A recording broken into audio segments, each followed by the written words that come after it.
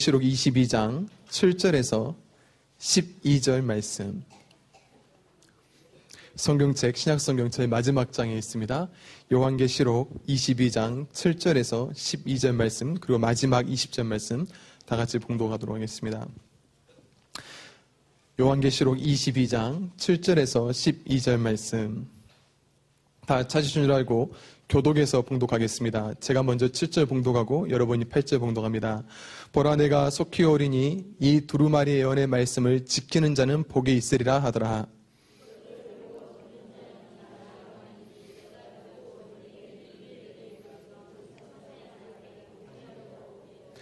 그가 내게 말하기를, 나는 너와 네 형제의 선지자들과 또 이 두루마리의 말을 지키는 자들과 함께 된 종이니 그래야지 말고 하나님께 경배하라 하더라.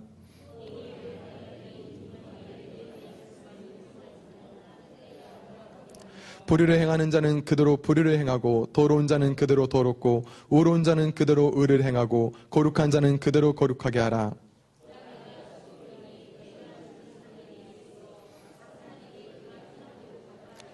(20절과 21절) 말씀 다 같이 봉독하겠습니다. 이것들을 증언하신 이가 이르시되, 내가 진실로 속히 오리라 하시거늘, 아멘. 주 예수여 오시옵소서.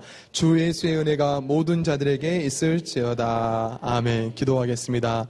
하나님, 이 시간 하나님의 말씀을 들을 때 우리 주 예수 그리스도가 우리에게 나타나는 시간이 되게 하여 주시옵소서. 주님, 우리에게 찾아와 주시옵시고 생명의 말씀으로 우리의 귀와 우리의 심령의 말씀의 씨앗을 심어 주시옵소서. 예수님의 이름으로 기도드리옵나이다. 아멘. 설교 제목은 아멘 에르쿠 끼리에 예수입니다. 저도 발음하기가 어려운데요, 다 같이 한번 읽어볼까요? 시작. 아멘 에르쿠 끼리에 예수. 이 말이 무슨 뜻인지는 설교 마지막에 그 의미가 나타날 거라고 생각합니다. 아멘 에르쿠 끼리에 예수. 오늘 이 시간은 인생의 마지막 날에 대해서 말씀을 나누어 보고자 합니다. 만약 오늘이 아니면 만약 내일이 우리 인생의 마지막 날이라면 여러분은 그 하루를 어떻게 보내고 싶으십니까? 만약 오늘이 아니면 내일이 우리 인생의 마지막 날이라면 분명한 것은 평소와는 다르게 매우 특별한 날로 우리는 그날을 보내게 될 것입니다. 인생의 마지막 날을 미리 알고 보내게 되는 사람들이 있는데 바로 미국의 사형수들입니다. 사형수들. 그들은 사형을 당하기 전에, 사형 집행을 당하기 며칠 전에 그들의 사형 날짜를 미리 통보받게 됩니다. 그들은 미리 자신들의 마지막 날을 알게 된다고 하는데, 물론 미국의 주마다 약간의 차이는 있지만 미국 사형수들이 이 사형을 집행당하기 전에 몇 가지 특별한 혜택을 얻게 된다고 합니다. 우선 그들은 죽는 방법을 선택할 수 있다고 합니다. 물론 주마다 차이가 있지만 죽는 방법을 선택할 수가 있고, 뜨거운 물 샤워와 마지막 딱 한 통의 전화가 허락된다고 합니다. 그리고 그들에게는 마지막 식사로 먹고 싶은 것은 무엇이든지 요청할 수가 있다고 합니다. 그래서 마지막 식사 신청 양식에 적어서 교도소 주방장에 제출하게 되면 물론 정해진 가격 한도 내에서 요리를 하게 된다고 합니다. 미국 플로리다주는 재료가 한 사람 기준으로 $40까지 제공해주고, 우리나라만 하면 5만 원 정도 좀 미만이 될 것 같습니다. 미국 오클라호마주는 $15를 넘으면 안 된다고 합니다. 189차례 이 사형수들의 식사를 준비한 한 요리사는 맛있게 만들어주려고 최선을 다했다고 합니다. 그들의 인생의 마지막 식사이기 때문에 최선을 다해서 요리를 했다고 생각합니다. 최후를 앞두고 그들이 특별한 부탁을 할 것 같지만 가장 요청이 많은 것은 치즈버거와 감자튀김이었다고 합니다. 우리말로 하면 김치찌개와 된장국이었다, 이렇게 생각하시면 될 것 같습니다. 만약 우리에게 인생의 마지막 순간이 알고 있다면 여러분은 마지막 식사로 무엇을 드시고 싶습니까? 마지막 식사로 무엇을 드시고 싶습니까? 저는 개인적으로 불고기를 좋아합니다. 불고기. 그래서 저는 마지막 식사로 불고기를 아마 요청할 것 같습니다. 여러분, 마지막으로 누구와 전화통화를 한 통화만 할 수 있다고 한다면 누구와 통화를 하고 싶으십니까? 여러분, 누구와 시간을 보내고 싶습니까? 중요한 것은 분명히 우리가 평범하게 보냈던 시간들과는 매우 다르게 그 마지막 날을 보내게 될 거라고 저는 생각합니다.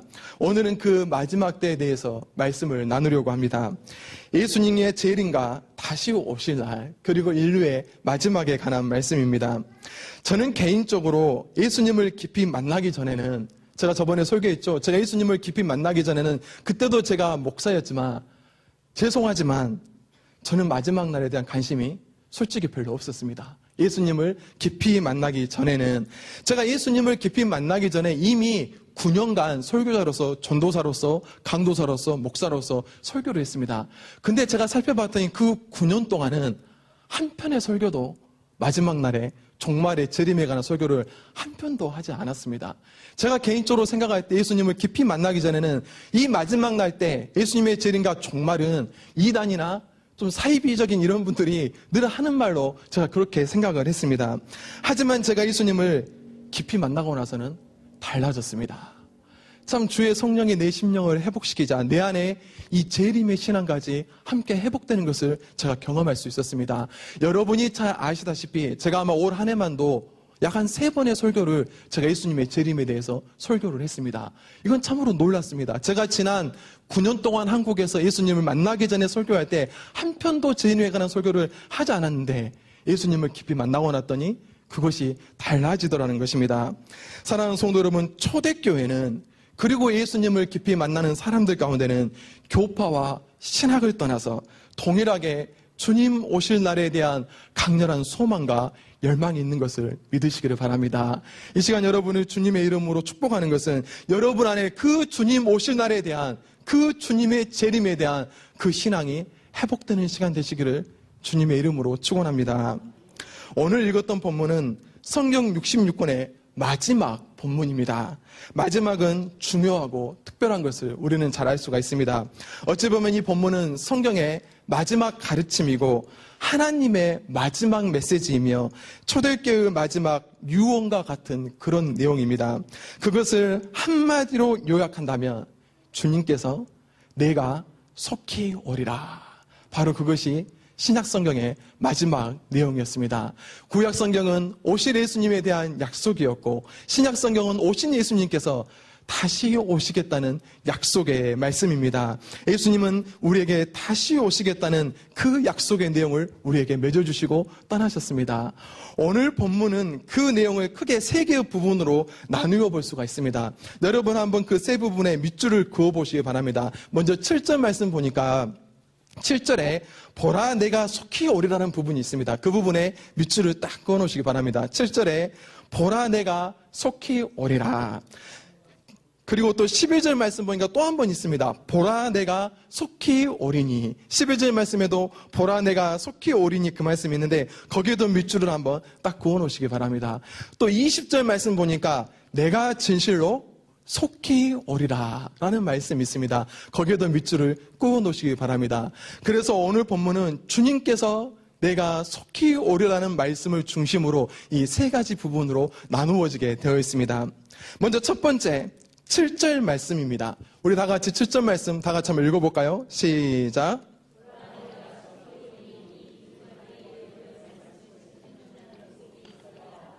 보라 내가 속히 오리니 이 두루마리의 예언의 말씀을 하나님의 말씀을 지키는 자는 복이 있으리라. 우리는 신앙생활을 할 때 가끔씩은 예수님을 깊이 알기 전의 삶이 때로는 더욱 편하지 않았나 하는 그런 착각에 빠질 때가 있습니다. 물론 저만은 그런 것은 아니라고 생각합니다. 아마 여러분도 가끔씩 그런 착각을 할 때가 있을 것입니다. 내가 예수님 믿기 전에 나의 삶이 더 나았던 것 같다. 예수님 믿고 나서 내 삶이 더 어려워진 것 같다. 그런 오해를 우리는 하기가 쉽습니다. 예를 들어서 사도 바울의 경우를 예로 들어볼 수 있겠죠. 사도 바울은 예수님 믿고 나서 고생 많이 한 사람입니다. 정말 세계를 여행해야 됐고 맞고 도망다니고 감옥에 가고 결국은 처형당하고 순교의 하나님의 제물이 되었습니다. 하지만 사랑하는 성도 여러분, 예수님을 믿고 나서 우리의 인생은 행복해진 줄로 믿으시기를 바랍니다. 여러분 그 마음에 흔들리지 마시기 바랍니다. 인생의 행복은 물질이나 환경에 의해서 결정되는 것이 아닙니다. 예수님을 믿고 나서 우리의 행복은 이 두루마리의 하나님의 말씀을 지키는 것으로 시작되고 이루어지는 것을 믿으시기를 바랍니다. 제가 잠깐 중요한 말씀을 나누고 싶습니다. 신명기 6장 1절에서 3절 말씀입니다. 제가 한번 읽어드리고 마지막 다 같이 한번 읽어보겠습니다. 이는 곧 너희의 하나님 여호와께서 너희에게 가르치라고 명하신 명령과 규례와 법도라. 너희가 건너가서 차지할 땅에서 행할 것이니. 그 다음 또 보겠습니다. 또 넘겨주시기 바랍니다. 네, 그 다음 파워포인트 또 한 장 넘겨주시기를 바랍니다. 곧 너와 네 아들과 네 손자들이 평생에 네 하나님 여호와를 경외하며 내가 너희에게 명한 그 모든 규례와 명령을 지키게 하기 위한 것이며 또 네 나를 장구하게 하기 위한 것이라. 자, 그 다음 장 다 같이 한번 읽어보겠습니다. 시작. 듣고 삼가 그것을 행하라. 그리하면 네가 복을 받고 네 조상들의 하나님 여호와께서 네게 허락하신 것 같이 젖과 꿀이 흐르는 땅에서 네가 크게 번성하리라. 네가 하나님 말씀을 듣고 지키고 행하면 네가 그 땅에서 크게 번성하리라. 이것은 하나님의 약속의 말씀입니다.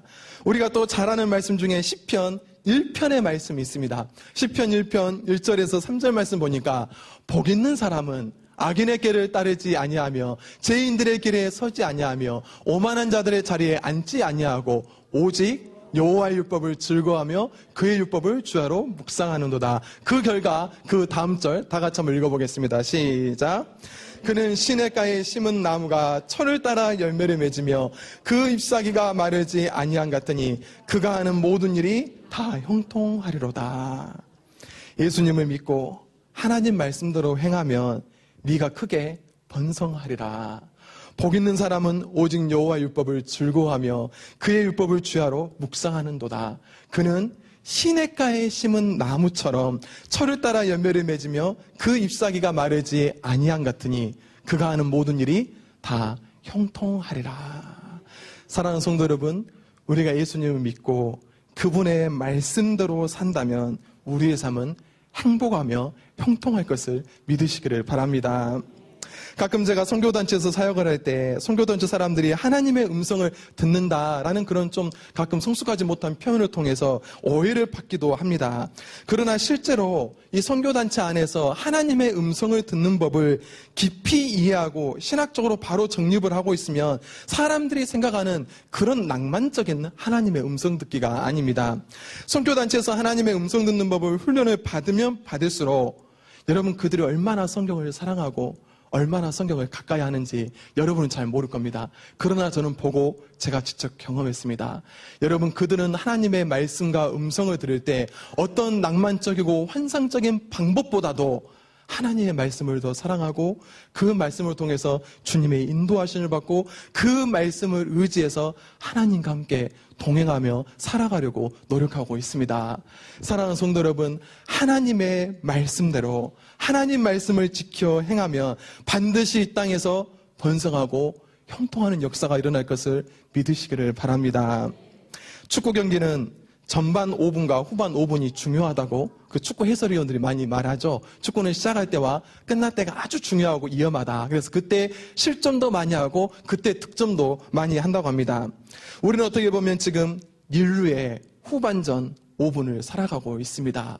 어떻게 보면 인류의 가장 중요한 시기를 살아가는 우리에게 무엇보다도 하나님의 말씀이 더욱 필요한 줄로 믿습니다. 여러분 이 시기에 더 주님의 말씀을 붙잡고 이 재림의 소망을 놓지 마시기를 주님의 이름으로 축복합니다. 두 번째 12절 말씀 다 같이 한번 또 읽어보겠습니다. 시작. 속히 오리니 내가 줄 상이 내게 있어 각 사람에게 그가 행한 대로 갚아주리라. 주님께서 속히 오십니다. 그런데 오늘 본문에 보니까 주님께서 오시면 우리에게 줄 상이 있다라고 성경은 기록했습니다. 제가 어렸을 때 저희 아버님이 늦게 퇴근하는 그럴 때가 있었습니다. 근데 그 늦게 퇴근하는 그 시간이 저는 잠을 안 자고 저희 아버님 오시는 그 시간만 늘 기다렸습니다. 왜냐하면 아버님이 늦게 퇴근하는 그 시간에는 늘 조그만 선물을 사오셨기 때문입니다.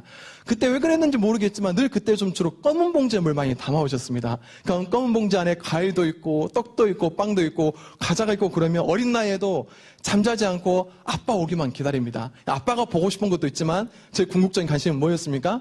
그 검은 봉지에 오늘 또 뭘 담아 오실까? 그게 궁금했던 것입니다. 때로는 아빠가 전화도 합니다. 오늘은 늦게 갈 텐데 뭐 먹고 싶은 거 있는지, 뭐 사가지고 갈까? 이렇게 물어볼 때가 있습니다. 그러면 어김없이 아버님은 늦게 올 때 뭘 사가지고 오십니다. 그러면 어머님이 핀잔하시죠. 돈도 없는데 또 먹을 거 사왔다고 막 뭘 구박을 하시는데, 그럼에도 불구하고 저희 아버님은 항상 늦게 오시는 날은 자녀들을 위해서 맛있는 것들을 사가지고 오셨습니다. 사랑하는 성도 여러분, 우리 주님이 오실 때도 빈손으로 오지 않으실 것입니다. 우리 주님께서 각 사람에게 필요한 그 상을 가지고 오실 것을 믿으시기를 바랍니다. 여러분, 주님께서 주실 그 상을 소망해 보시기를 바랍니다. 만약에 주님께서 전화를 해서 내가 곧 갈 텐데 너 무슨 상이 필요하니? 너 뭐가 필요하니라고 물으신다면 여러분 뭘 요구하고 싶으십니까? 한번 잠깐 생각해 보시기 바랍니다. 주님께서 전화해서 내가 지금 곧 갈 텐데 상으로 무엇을 가져다 줄까? 너가 뭐가 필요하니라고 물어보면 여러분 그 상으로 무엇을 요구하고 싶으십니까? 와, 우리 안희수 권사님 예수님과 함께 있는 거 역시 우리 권사님 거룩하셔서. 저는 개인적으로 이 말씀을 생각할 때 제가 한번 고민해 봤습니다. 만약 주님께서 물으신다면, 제가 이 설교를 준비할 때는 그 생각이 나더라고요. 제가 주님께서 만약에 물으신다면 주님 오실 때 온 가족 체육대회를 한번 하고 싶습니다 라는 그런 마음이 들었습니다. 우리 처가 식구들, 우리 시댁 식구들 다 모아놓고 이 가을 날씨에 한번 재밌게 하루 온종일 좀 체육대회 한번 했으면 좋겠습니다라는 그런 생각이 들었습니다. 아마 여러분이 무엇을 기대할지 모르겠지만 제가 믿고 확신하는 것은 하나님은 그것보다 더 좋은 곳으로 주실 것을 믿습니다. 우리 주님 오실 때 분명히 빈손으로 오지 아니하시고 우리가 수고한 노력의 대가와 우리의 눈물과 고생의 그 대가를 넘을 만큼 아름다운 상을 준비해 주실 것을 믿으시기를 바랍니다. 보라, 내가 속히 오리니 내가 출상이 내게 있어 각 사람에게 그가 행한 대로 갚아주리라. 세 번째 20절 말씀입니다. 20절 말씀 다 같이 한번 읽어보겠습니다. 시작. 이것들을 증언하신 이가 이르시되 내가 진실로 속히 오리라 하시거늘 아멘. 주 예수여 오시옵소서. 주 예수의 은혜가 모든 자들에게 있을지어다. 아멘. 제가 좀 파워포인트 여러 가지 컬러로 해봤는데 제가 설명을 좀 드리겠습니다. 오늘 읽었던 본문의 말씀, 특별히 20절은 예배의 교동문과 같습니다. 여러분, 과거에 우리가 예배 드릴 때는 교동문이라는 것이 있었습니다. 지금도 총통적인 교회는 그 교동문을 하죠. 그래서 교동문 몇 편 하면 설교자와 아니면 사회자와 청중이 말씀을 돌아가면서 읽는 그 예배의 순서가 있었던 것을 아마 잘 기억하실 것입니다. 오늘 본문이 바로 그런 교동문과 같습니다. 주님께서 말씀하시고 성도들이 화답하는 내용입니다. 여러분이 잘 알다시피 성경은 구전을 위한 기록이었습니다. 이것을 다시 말하면 성경은 처음에 원래가 이렇게 기록된 것을 읽는 책이 아니라 입으로 전해지는 구전 전승용의 기록이었다는 것입니다. 우리가 잘 알다시피 인쇄술이 지금처럼 발달된 것은 굉장히 최근의 일입니다.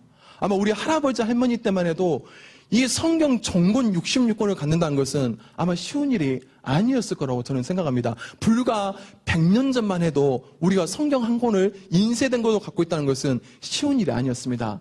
그런데 1000년 전, 또 몇백 년 전, 2000년 전, 예를 들어서 중세시대에는 성경을 갖고 있을 수 있는 사람들은 왕이나 왕족이나 고급 성직자나 교회에 한 곳만 있는 그런 아주 중요한 물품이었습니다. 왜냐하면 과거에는 인쇄술이 발달되지 않았기 때문에. 그래서 모든 성도들이 성경책을 갖고 다니면서 읽는 성경이 아니라 성경은 입으로 전해지는 구전용이었습니다. 그래서 강단에서 교회에서 설교를 하면 성경을 읽어주며 교인들이 거기에 성경을 보고 화답하도록 되어 있는 것입니다. 그래서 구약 성경에 그렇게 성경 암송이 많이 강조된 것은 바로 그런 구전의 이유 때문이었습니다. 그래서 성경은 회중들 앞에서 설교자가 그 성경을 읽으면 청중들이 거기에 반응할 수 있도록 기록이 되어 있습니다. 오늘 또 20절 한 절에 보니까 하나님의 말씀에 선포가 있고 청중들이 화답하는 반응이 나와 있습니다. 처음에 이것들을 증언하신 이가 이르시되 내가 진실로 속히 오리다 하시거늘, 그것은 이제 설교자의 분량입니다. 이건 하나님이 선포하시는 내용입니다. 그러면 청중들이 말씀하고 선포하기를, 화답하기를 여러분 여기에 밑줄을 그어두십시오. 아멘. 주 예수여 오시옵소서. 그게 이제 여러분의 역할입니다.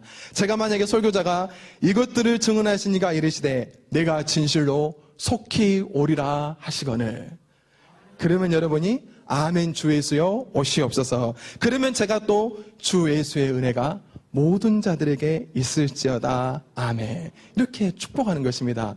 한번 여러분 그 아멘 주 예수여 오시옵소서 그 부분에 밑줄을 그어보시고 우리 한번 연습을 한번 해보겠습니다. 제가 앞에 부분을 하면 여러분이 아멘 주 예수여 오시옵소서. 그리고 제가 또 여러분을 축복하는 그런 내용으로 가겠습니다. 자, 20절 말씀.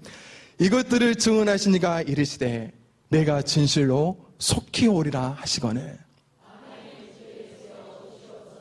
주 예수의 은혜가 모든 자들에게 있을지어다. 아멘. 바로 이렇게 성경을 읽어 나갔다는 것입니다. 아멘 주 예수여 오시옵소서. 이것은 바로 우리의 고백이며 우리의 역할이며 우리의 신앙이 되어야 될 줄로 믿습니다. 아멘 주 예수여 오시옵소서. 이 말을 헬라어 원문의 발음을 보면 오늘 설교의 제목 아멘 에르쿠 키리에 예수. 아멘 주 예수여 오시옵소서. 바로 이 말이 오늘 설교의 제목이었던 아멘 에르쿠 키리에 예수입니다. 이 말을 아람어로 번역하면 바로 그 유명한 마라나타, 마라나타, 주 예수여 오시옵소서라는 그런 고백이 됩니다. 사랑하는 성도 여러분, 아멘 주 예수여 오시옵소서. 그것은 우리의 분량입니다. 주님께서는 내가 속히 오리라 말씀하고 약속하고 선포하셨습니다. 그러면 우리의 역할은 무엇입니까? 아멘 주 예수여 오시옵소서 라고 화답하며 고백하는 것이 우리의 신앙인 줄로 믿습니다. 주님 오시기를 소망하는 사람과 그렇지 않은 사람의 재밌는 예화가 창세기에 나타나 있습니다. 참으로 그 창세기에 주님의 재림을 소망하는 자와 그렇지 않은 자의 이야기가 창세기에 나타나 있습니다. 여러분 잘 아는 그 유명한 노아와 에녹에 관한 이야기입니다. 여러분 잘 아다시피 노아는 방주를 지었던 사람입니다. 하나님의 사람이었습니다. 노아를 가리켜서 당대의 의인이라고 성경은 표현했습니다. 그는 심판의 때를 알았고 마지막 날을 알았고 열심히 주님과 동행하면서 방주를 지었습니다. 그런데 마지막 날이 지나고 홍수의 심판이 끝난 이후에 여러분 노아가 했던 첫 번째 행동이 뭔지 아십니까? 창세기 9장 18절에 방주에 나온 노아가 했던 행동은 물론 창세기 9장 18절 이전에는 하나님께 번제를 드렸다는 기록이 나옵니다. 근데 창세기 9장 18절부터 다시 이야기를 설명하면서 노아가 방주에 나와서 했던 첫 번째 행동은 뭐였냐면 여러분이 바로 잘 알다시피 창세기 9장 20절과 21절 말씀 보니까 노아가 농사를 시작하여 포도나무를 심었더니 포도주를 마시고 취하여 그 장막 안에서 벌거벗은지라. 여러분 그 당대의 의인이 하나님과 동행했던 이 사람이 홍수의 심판이 끝난 그 이후부터는 뭘 했습니까? 술 먹고 취한 하나님께 범죄한 행동을 하기 시작했습니다.